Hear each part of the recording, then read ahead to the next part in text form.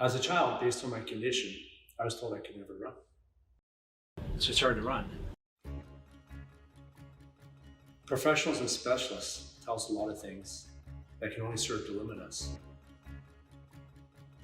But what they don't necessarily account for is our determination. I've run 20-something marathons, 100-something half marathons, and countless 5Ks and 10Ks in more than 90 countries around the world. The doctors were wrong. Every time they tried to write me off, they simply wrote my own story.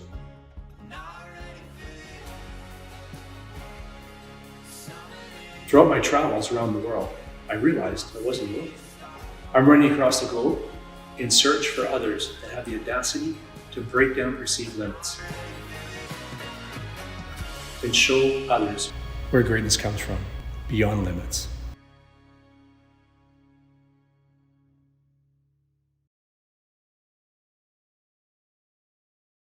I mean, it was only a matter of time before we stepped into the Neon City.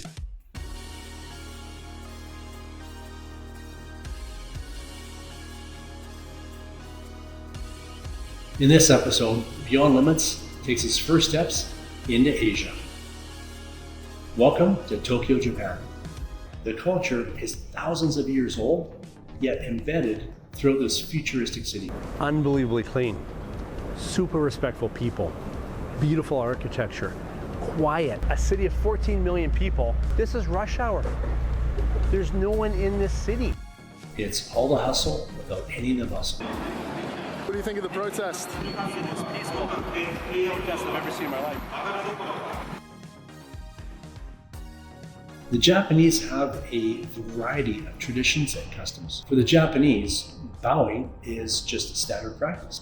For the first-time traveler to Japan, it's an unprecedented ego boost.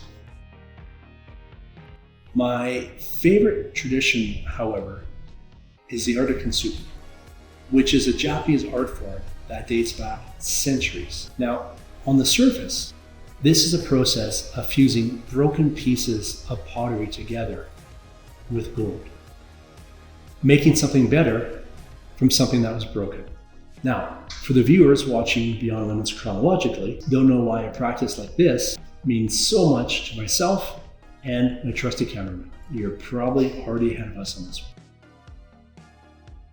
We've traveled the world and heard stories of exactly that. An event, an illness that leaves the lives of a person shattered.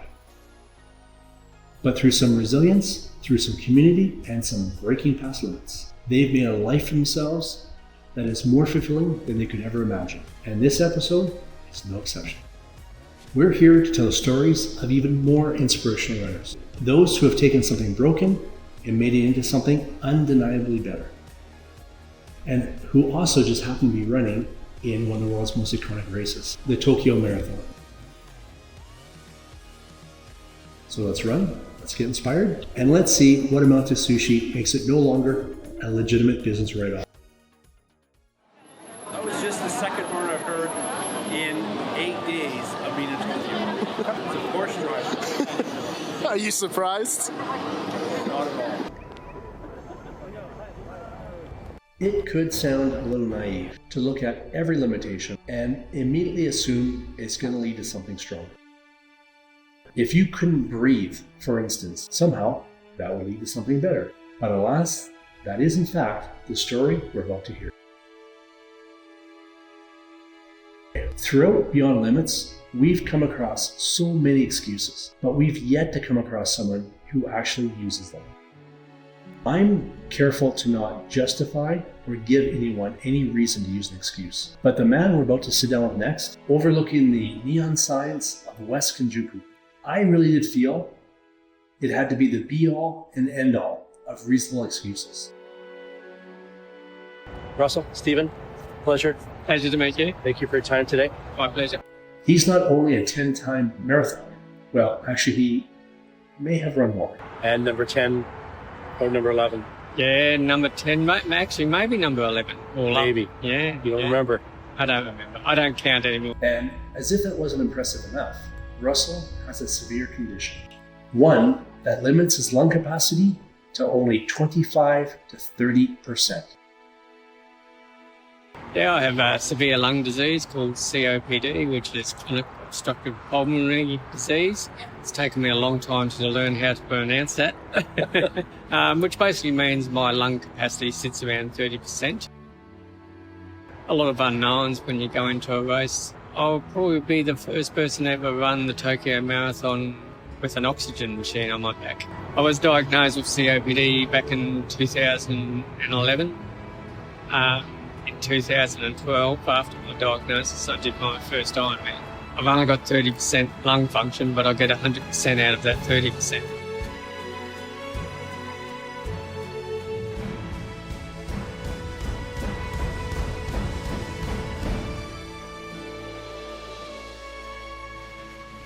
Just to clarify, we weren't the ones to suggest doing this interview on the 4th floor of this building. Russell did.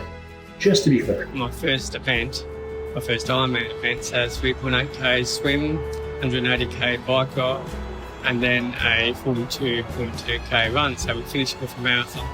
And you have 17 hours to finish the event.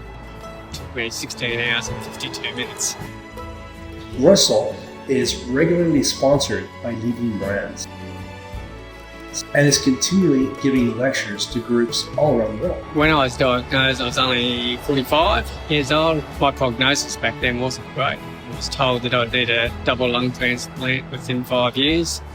And by the time I'm 60, which is nearly here, things wouldn't be too good. Kids were still at home. I had all these dreams, watching the kids grow up, watching them get married, grandkids, all that sort of thing. And that's, really what drove me. So here I am, 57, no double lung transplant, not even looking anywhere near it. Are you surprised at all? Not at all. No. This is Russell. My mantra is never let your disease define you. Never judge a patient by their numbers. We can get guidelines about what we can and can't do, but it's only the person themselves that really know what they're capable of. And I think, if we could get that sort of message to more people, whether they're healthy or not healthy, it's a good message to have. It's not about running marathons or doing Ironmans. It's about achieving the things in life you want to do. But you've got a dream, and it doesn't matter what disease you've got, where you are in life. You don't have dreams. You don't have much. People can give you limits, but you're the one who can make those limits. Absolutely. A lot of people don't realise that it's now the third leading cause of death globally. Over 3 million people a year die of this disease. I hope when I'm not of this earth anymore that I will have left some small mark or see something change. You already have, right? You left more than a small mark. I'm looking to show people that there's a way of having a better quality of life. You've succeeded. Russell, Thank thank you. you so much. Absolute pleasure. Appreciate it. Thank you.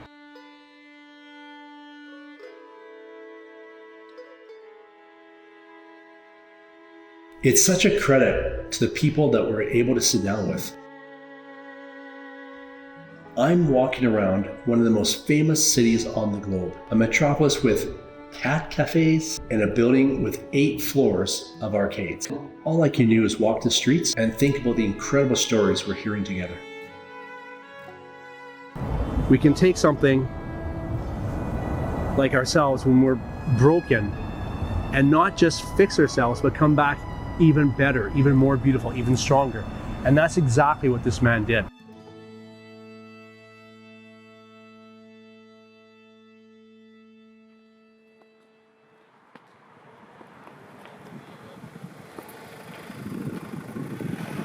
What's amazing to me is you can find so many places like this that are absolutely quiet. I believe that there's 14 million people here. Where are they? Right by the coast, the Tokyo Fish Market is a hotspot for trying some of the best food that Japan has to offer. I love these kind of markets. You can essentially buy anything you need or don't need. I don't know if those strawberries are rocky color or that's where they're supposed to be. And Mostly not a single sign in English. So you get to choose and experience food like you should.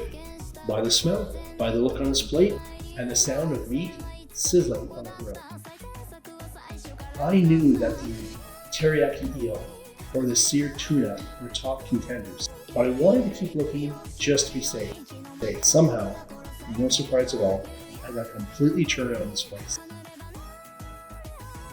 There's frantically searching for something, and then there's frantically searching for something when you're hungry. Oh, we found it, we think. It's not that too excited when we get there, so prices are go up. When I finally found what I was looking for, my next concern was, they better have beer here too. Kung Pai.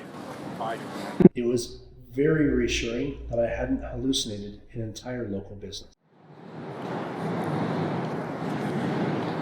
So, Mr. Price, just as a test shot, why don't you tell me where we are right now? We are in one of the fabulous back alleys of Japan. Have you been here before? I've been here once before, sort of by accident. 5 days by accident. But, it's the marathon. Why is this one the toughest to get into? The Tokyo Marathon is one of the Abbott World Marathon Majors, a major event every year. It goes up like that. And there's only so many entries. No additional spots. All the emails I get asking for an entry into a marathon, I get the most requests for Tokyo. This year is a special year for me personally. It was 20 years ago that I started my business, Dream Travel, combining my two loves of running and travel. I'm always setting my sights on the next contract that I can offer my clients. For me, that next milestone is offering the infamous Tokyo Marathon. What does she want? It means I am. Well, you gotta start somewhere. So I've enlisted some help. Meet Hiroshi, a local tour guide here in Tokyo.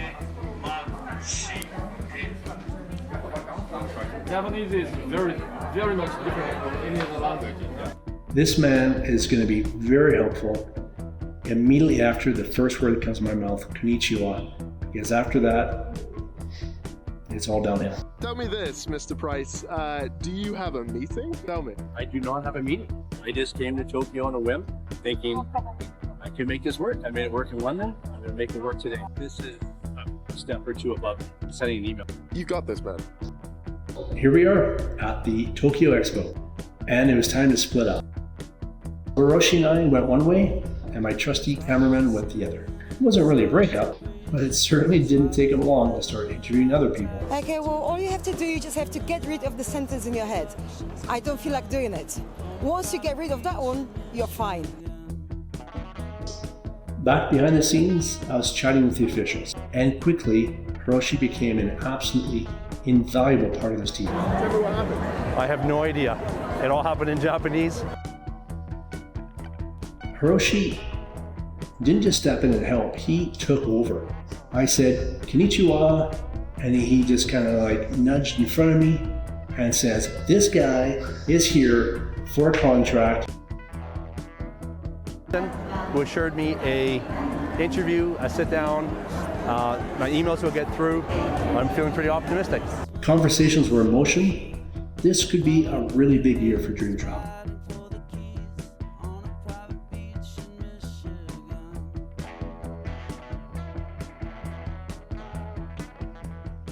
From the emperor's relatives family, the wives came.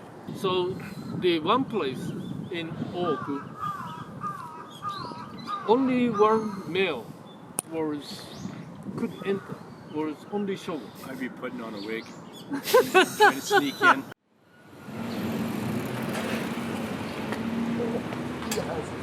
No idea how good he just made that shot.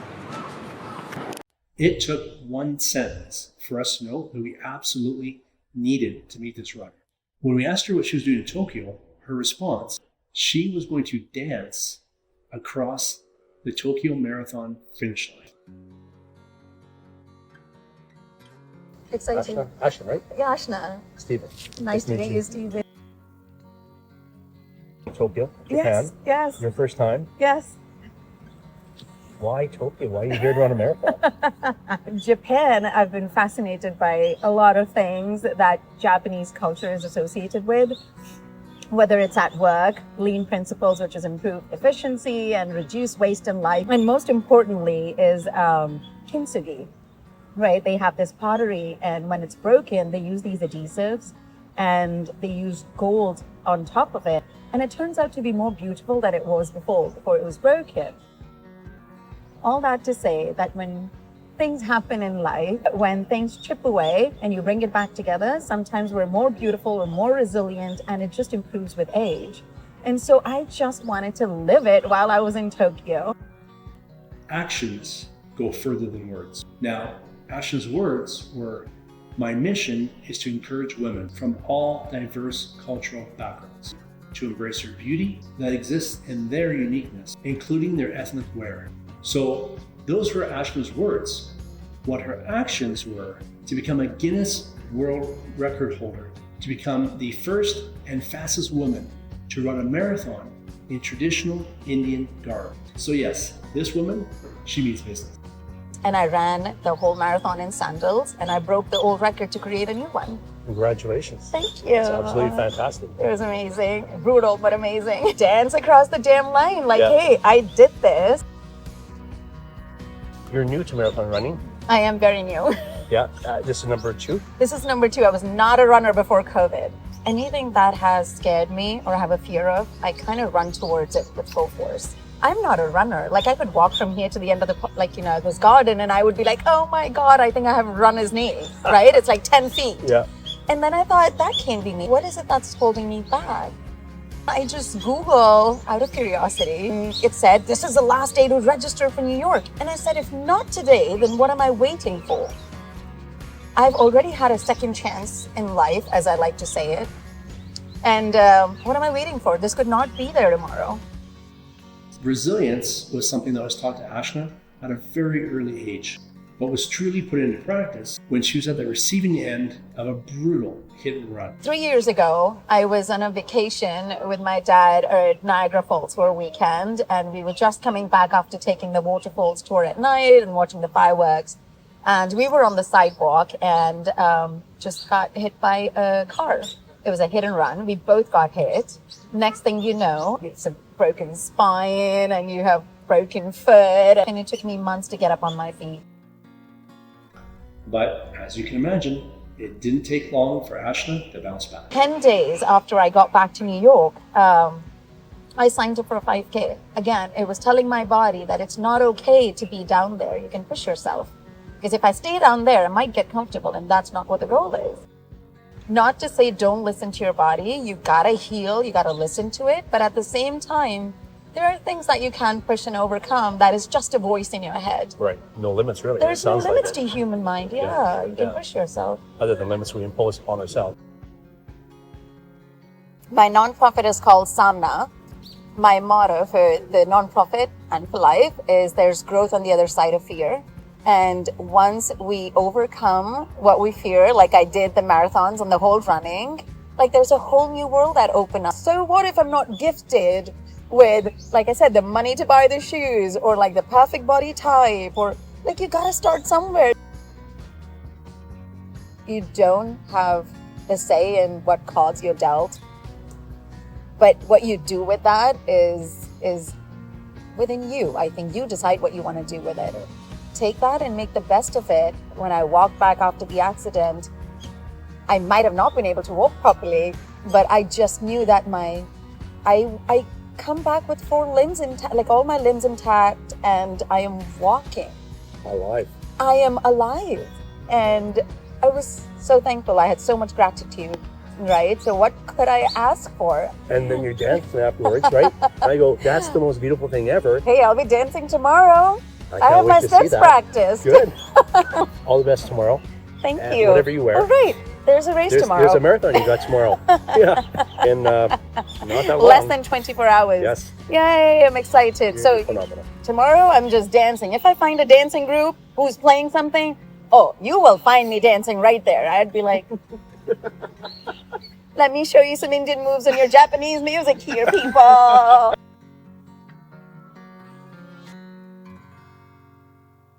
She is one of the most positive, upbeat, magnetic people I've ever met in my life. And you can't help but walk away from meeting someone like that with a smile on your face. You want to be a better person being around someone like Ashna. That magnetism that she has, you can have. It's not for sale. It's not out of reach. All you have to do is follow the advice and the example of someone like Ashna. We talked to locals, we ate great food. Thank you for contributing to our economy. I love the kids living together, to be honest. As we strolled through these flooded yet quiet streets, we kept circling back to this idea of kintsugi. We've been seeing it everywhere. Now sure, yeah, it's nice to look at, but it has to be the deep-rooted symbolism that has it so deep-rooted within the culture of Japan. Kintsugi doesn't gain its value by hiding which pieces of the pot are broken, but by highlighting them. Even though we may aspire to be perfect, if there is a person out there with zero imperfections, zero flaws, zero problems, odds are they're probably not very interesting. A pretty dull drinking partner. But someone, in spite of their flaws, in spite of their imperfections, becomes something greater. See, now that's someone I'd want to be like. And that's someone I want to learn more about.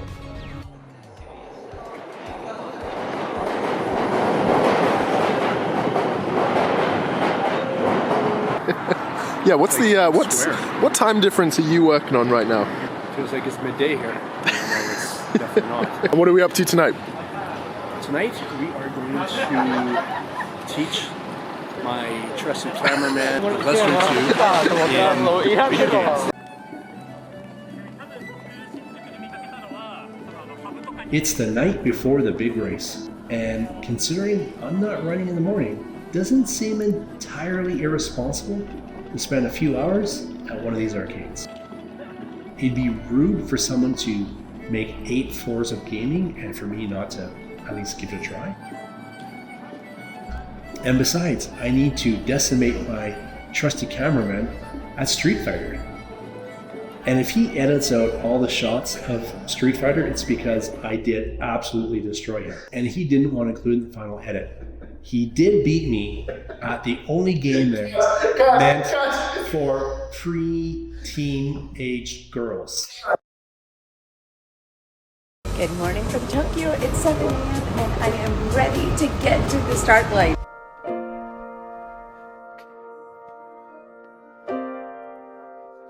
And there we go. Yeah. So, Hiroshi, we travel the world and we go different races, mostly marathons around the world, and we interview a lot of people that have limitations. Sometimes physical limitations. Yes. Most people, even if they have a physical limitation, that's not their problem. Their problem is mental. Mental, yes. So, what does Hiroshi have to say, or any advice you have for people that say, you know what, I can't do that, or I'm not good enough, or I'm too old, or I'm whatever? Do you have any advice for these people? Well, just think about what you really want to do. I started the climbing a mountain 2 years ago. I was 69 at that time. You're 71. Yes. But first I tried. Well, I thought, oh, it's climbing, carrying the heavy weight, and I thought it was almost impossible. But when I did it, I enjoyed it. It was great. All right. Thank you very much. Yeah, Thank you very much. We're close to the finish line. We're tracking Russell on a GPS system. And so we're watching him on the GPS, and this man has got about 300 meters to go. We're halfway between him and the finish line. And all of a sudden, he goes off course. But he's running with a pack, an oxygen mask, anything can happen. And I'm watching, and I'm watching, and I'm watching. No movement. And just about when I think we need to go check on him,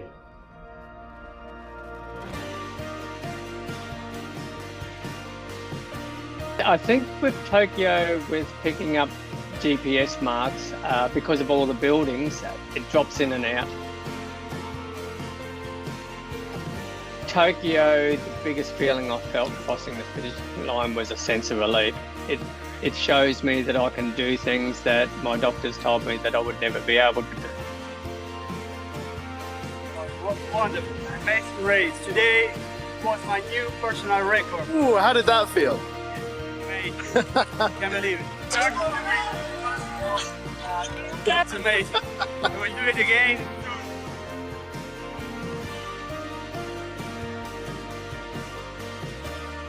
Let's take out all the limitations. If you don't start first step, nothing starts. 2013, that's when I started running. I was at the rock bottom of my health. I couldn't even run 1 minute continuous. So if I can't do this marathon, anybody can. We started the marathon the last kilometer. If someone could bottle the feeling that one feels at this point in the race, your body's destroyed, you're burnt out, you're tired, you're sweaty, ready decision of a marathon, you're wondering what the hell you're thinking, but here, it all melts away. You start to think, what else can I do to myself? Last kilometer! It hit me that I had done it, that I will now pave the way for other women that are back home, little girls and people with not so much resources. I think it's just a beginning. It's not about running marathons or doing Ironmans. It's about achieving the things in life you want to do. My leg might be broken, not my spirit. the reason that I'm so eager to share these stories, I hope that if you and I can be immersed in enough of them, when the difficulties come, when the uncertainty presents itself, and it will, we can remember the sheer mountain of evidence that came through the stories of these people. That through resilience, through patience, through intention, we can be better than we were long before we were broken. The accolades, the achievements, the adventure, they are all found beyond limits. So what's next? Like, what's after Tokyo? Ooh, You've done New York City Marathon. Tokyo is another Abbott World Marathon major. It's a world event. Yes. You can't like go and do, I don't want to name any small marathons now or races, but you know, it's what's next? Oh man, I've created a monster here. Yeah.